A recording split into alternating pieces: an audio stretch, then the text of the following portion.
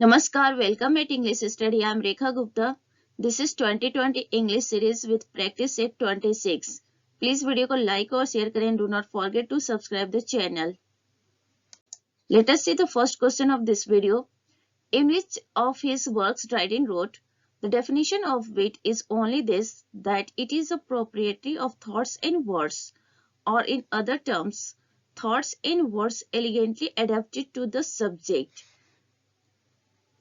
Here is about Dryden. यहाँ पे question है कि ड्राइडेन ने अपने किस वर्क में ये बात कही है.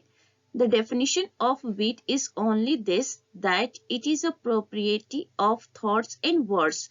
तो जो विट की डेफिनेशन इन्होंने कहा है कि ये जो थॉट्स एंड वर्ड्स है उसकी प्रोप्रिएटी होती है, और इन अदर वर्ड टर्म्स, और दूसरे शब्दों में देखा जाए तो thoughts and words elegantly adapted to the subject.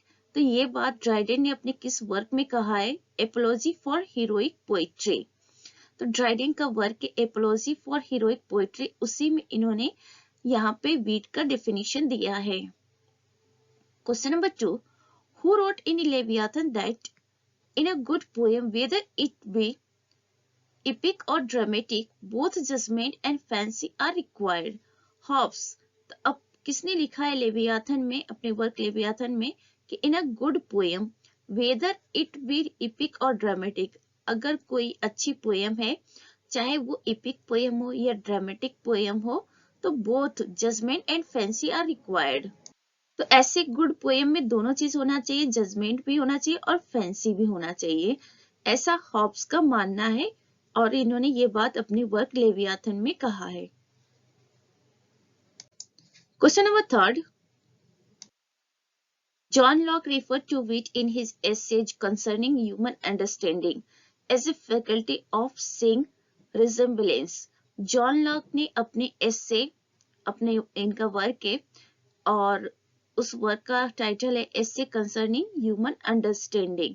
इसमें वीट को रिफर किया है और बताया है कि वीट क्या है, ये फैकल्टी है. What kind of faculty?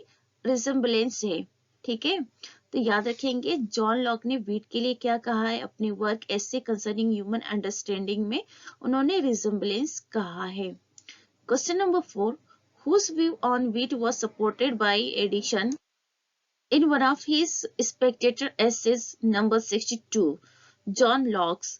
तो यहाँ पे क्वेश्चन है जॉन लॉक्स के बारे में कि एडिशन ने अपने किस एसे में, जो स्पेक्टेटर वाली सीरीज की एसेज है, उसमें एडिसन ने अपने एसे नंबर 62 में जॉन लॉक के वीट का जो व्यू है, यानी कि जॉन लॉक ने वीट को लेकर अपना जो ओपिनियन प्रेजेंट किया है, उसको एडिशन ने अपने एसे में सपोर्ट किया है.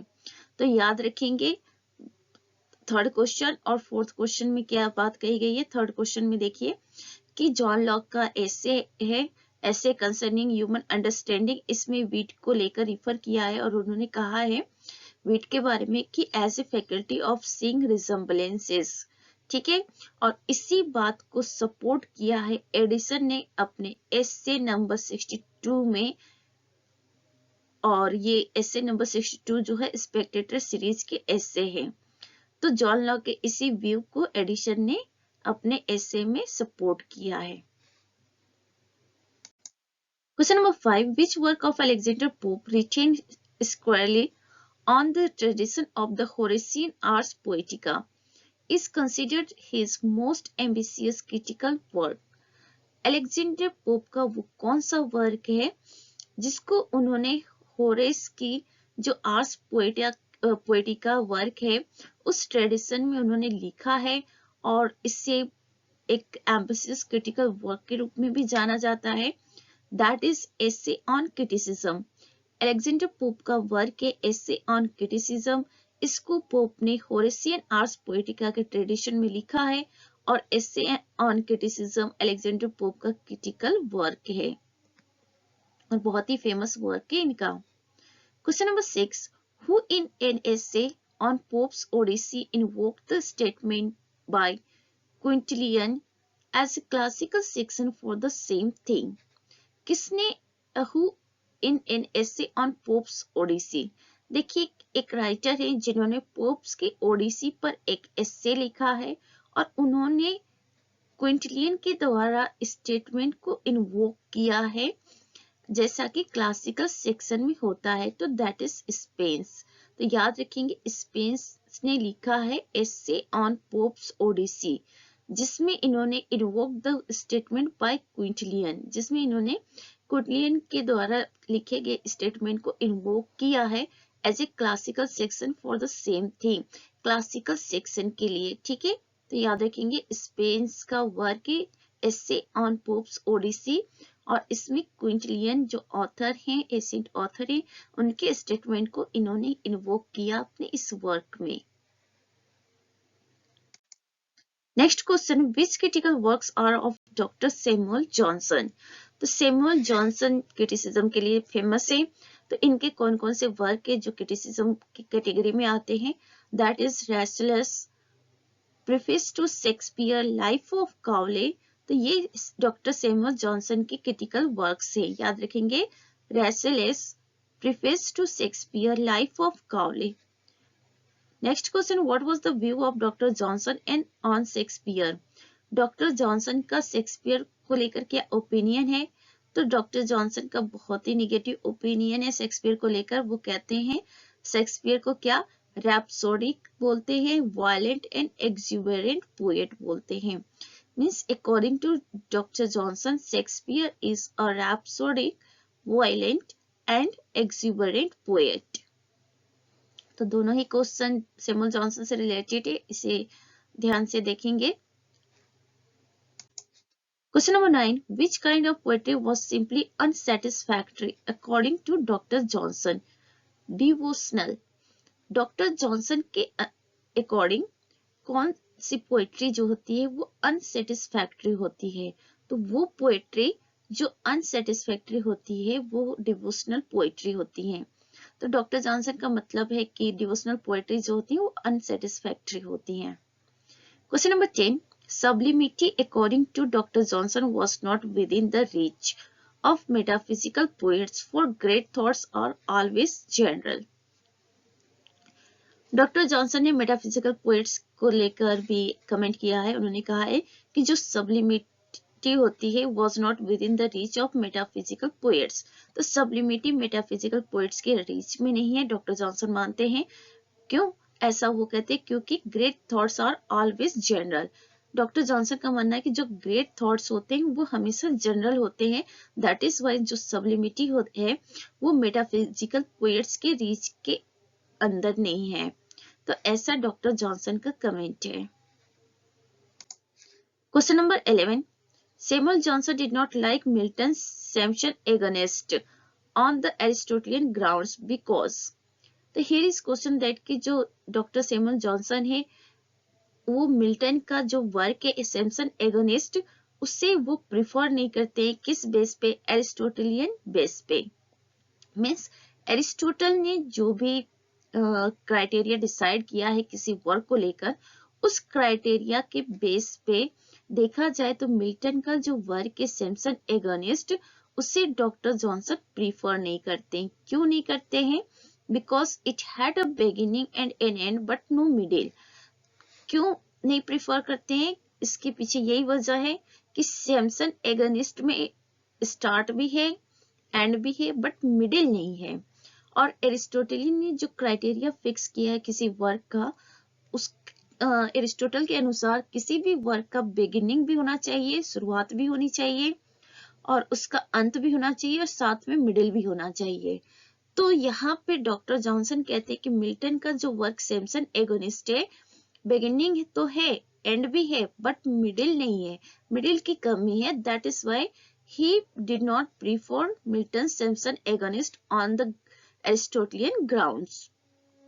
Question number 12. What did Dr. Johnson think about general opinion or common voice? Dr. Johnson general opinion और common voice को लेकर क्या सोचते हैं? That it was usually right. तो डॉक्टर जॉनसन का कहना है कि जो जनरल ओपिनियन और कॉमन वॉइस होते हैं वो जनरली क्या होते हैं, यूजुअली क्या होते हैं, राइट होते हैं, सही होते हैं। मीन्स किसी बात को लेकर जो जनरल ओपिनियन आकर होता है या कॉमन लोगों की वॉइस आती है किसी इशू पे, किसी टॉपिक पे एक कॉमन लोगों की वॉइस आती है, लगभग सबका की आवाज जो होती है सेम होती है, ज्यादातर लोगों की जो ओपिनियन होती है, जनरल जिसे ओपिनियन कहेंगे, दैट इज सेम हो, तो इस तरह की चीजों को डॉक्टर जॉनसन कहते हैं कि वो यूजुअली राइट होते हैं। मतलब आम धारणा, आम बातें, आम लोगों की जो धारणाएं होती है किसी चीजों को लेकर, तो डॉक्टर जॉनसन का कहना है कि जनरल ओपिनियन और कॉमन वॉइस जो है वो यूजुअली राइट होते हैं, बट ऐसा जरूरी नहीं है कि वो हमेशा राइट ही हो। भीड़ अगर कोई बात कह रही है तो हमेशा भीड़ जो बात एक्सेप्ट कर रही हो वो हमेशा सही हो, जरूरी नहीं है। बट इनका कहना है कि जो जनरल ओपिनियन होती है किसी चीज को लेकर, that is usually right. Question number 13, what was doctor Johnson's opinion on language of poetry? Poetry की लैंग्वेज को लेकर डॉक्टर जॉनसन की क्या ओपिनियन है? तो that is it should be a universal language. तो ये तो बात सही है इनकी कि जो पोएट्री की लैंग्वेज होनी चाहिए वो किस तरह की होनी चाहिए, यूनिवर्सल लैंग्वेज होनी चाहिए, so that one can understand easily. Question number 14, doctor Johnson had 9 conditions for generality of an idea. Which of the following is not one of them? तो डॉक्टर जॉनसन ने जो 9 कंडीशंस किसी idea को लेकर बताया है, उसमें से वो कौन सा है जो नहीं है? तो an idea is journal if it was not conceived bye Aristotle at the substantial level. तो एन आइडिया इज जर्नल, एक आइडिया जनरल है अगर if it was not conceived bye Aristotle, Aristotle के द्वारा उसे कंसीव नहीं किया जाता है at the substantive level. Now next question. Question number 15. If I am not deceived, a play is supposed to be the work of the poet, imitating or representing the conversation of several persons who has been quoted here. किसे यहाँ पे क्वेट किया गया है? John Dryden. John Dryden कहते हैं कि if I am not deceived, a play is supposed to be the work of the poet. तो जॉन ड्राइडन कहते हैं कि अगर मुझे धोखा नहीं है तो जो प्ले है वो एक पोएट का वर्क होना चाहिए, सपोज करना चाहिए कि जो प्ले होता है वो पोएट लिखते हैं। इमिटेटिंग और representing the conversation of several persons, जिसमें बहुत सारे लोगों के जो कन्वर्सेशन है उसको इमिटेट किया जाता है या रिप्रेजेंट किया जाता है। तो ये बात जो है किसने कहा है? जॉन ड्राइडन ने। Question number 16. The task of an author is either to teach what is not known or to recommend known truths by his manner of adorning them. Who has been quoted here? Dr. Samuel Johnson. Samuel Johnson कहते हैं कि the task of an author is, एक author का काम क्या होना चाहिए? Either to teach what is not known, या तो लोगों को उन चीजों की शिक्षा दे जो दुनिया नहीं जानती है, या फिर recommend known truths by his manner of adorning them, या फिर जो बातें दुनिया जानती है उसे अपने तरीके से अच्छे से प्रेजेंट करें, ऐसा डॉक्टर जॉनसन कहते हैं। तो डॉक्टर सैमुअल जॉनसन का कहना है कि कोई भी ऑथर जो है उसे जो दुनिया को नहीं पता है उसकी शिक्षा देनी चाहिए, या फिर जो दुनिया को जो ट्रूथ पता है उसे अपने मैनर में प्रेजेंट करना चाहिए। Question number 17. Who is opined with that a poet should take particular care to guard himself against idiomatic ways of speaking? Joseph Addison. तो यहाँ पे कौन कहता है कि a poet should take particular care to guard himself? एक poet को एक स्पेसिस केयर करना चाहिए खुद को गार्ड करने के लिए against idiomatic ways of speaking. तो जो आइडियोमेटिक वेज ऑफ स्पीकिंग है उसके अगेंस्ट खुद को गार्ड करने के लिए पोएट को पर्टिकुलर ध्यान देना चाहिए, ऐसा जोसेफ एडिसन कहते हैं। Question number 18. Who used to term Dickson in the high Augustan era as an apology for Latinism in the preface to Shalway? Dryden. तो यहाँ पर ड्राइडन से रिलेटेड क्वेश्चन ये पूछा गया है कि किसने जो डिक्सन टर्म है ऑगस्टन हाई ऑगस्टन एरा में यूज किया है एज एन एपोलॉजी फॉर लेटिनिज्म, लेटिनिज्म के एपोलॉजी में और प्रीफेस टू शिल्वा में। तो ऐसा जॉन ड्राइडन ने कहा है, याद रखेंगे। Who use the term diction in the High Augustan era as an apology for Latinism in the preface to Shelva, that is John Dryden. Next question, who among the following was apparently the first to use the term poetic diction in his advancement and reformation of modern poetry? John Dennis. Here is question about poetic diction कि सबसे पहले इस term को किसने use किया है अपने work advancement and reformation of modern poetry, तो दैट इज जॉन डेनिस ने। याद रखेंगे जॉन डेनिस का वर्क है advancement and reformation of modern poetry, जिसमें इन्होंने पोएटिक डिक्शन टर्म यूज किया है। The last question of this video, in which of his works Wordsworth gave the famous statement, all good poetry is spontaneous overflow of powerful feelings? तो Wordsworth ने poetry को लेकर ये अपना खूबसूरत सा स्टेटमेंट किस वर्क में दिया है? तो उन्होंने प्रीफेस में दिया है, प्रीफेस टू लिरिकल बैलेड्स में। तो वर्ड्सवर्थ का जो लिरिकल बैलेड्स पब्लिश होता है सेकेंड एडिशन 1800 में, उसमें वर्ड्सवर्थ प्रीफेस ऐड करते हैं और उसी प्रीफेस में वर्ड्सवर्थ कहते हैं कि all good poetry is spontaneous overflow of powerful feelings. तो ये सारी जो फैक्ट्स है डिस्कस किए जा चुके हैं आपके साथ, सभी क्वेश्चन पे अच्छा सा डिस्कशन हो चुका है। तो आप लोग वीडियो को लाइक और शेयर करते रहिए ज्यादा से ज्यादा, सो दैट कि मोटिवेशन बनता रहे। Thanks for watching, be happy, keep smile.